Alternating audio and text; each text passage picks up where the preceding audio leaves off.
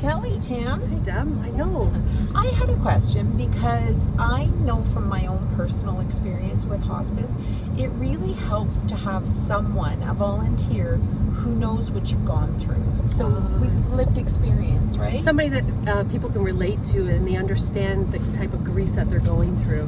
And so there's the example, Cal, about our bereavement volunteers.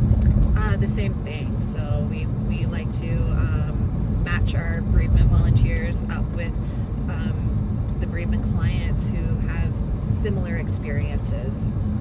Yeah, so for example, if somebody had lost their mom, relating to somebody else with the same lived experience, Same loss, same type of loss. Yeah, That's right. and that empathy there is relatively the same, right? And what I hear too from people is they may have been for therapy, they've been through counseling, they've talked to other people, but to sit across from someone who's been in their shoes, who knows exactly what it is they've been through, it really is what people need.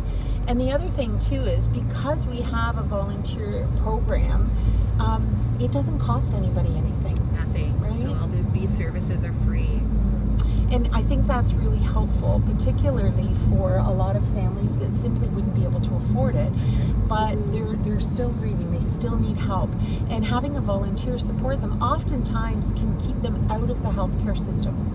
I can't tell you how many times we've heard somebody say, because of the groups, because of my ability to volunteer, I feel like I'm productive, I feel like I have a purpose. Right. And it really does keep people's wellness and their, especially at this time of year, right? And you know what? If there's anybody out there that feels that they need support, give us a call at 705-549-1034.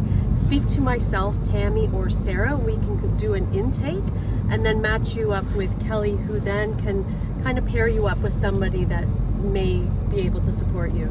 Kelly, can I ask, like, if I've experienced a loss recently, what is a good time for me? Like, I'd like to give back, I want to volunteer, but how do I know I'm ready? We like to say, we like to make sure that they have had some time, and roughly about a year out is what we recommend. However, that's, you know, It all depends on the person, right? Yeah.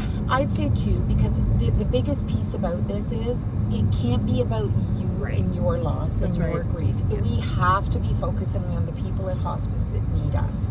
And if you're not quite ready yet, then that's okay. And we can wait. And then when you are ready, but we've got, I think of Diane in the kitchen, who had experienced a loss while she was volunteering with us. And her purpose and her meaning behind dealing with her grief was to cook and know that she could cook for other people. Comforted her. It helped heal her. It truly did. And you know, again, we're there to support her. She also knows that if it's too much, too heavy, she can step away. That's right. And that's for anybody. Yeah, for sure. Thank you for doing the Very program. insightful. Thank you so much, Kelly. Really appreciate it, Cal. Keep up the good work. Thank you. Thanks.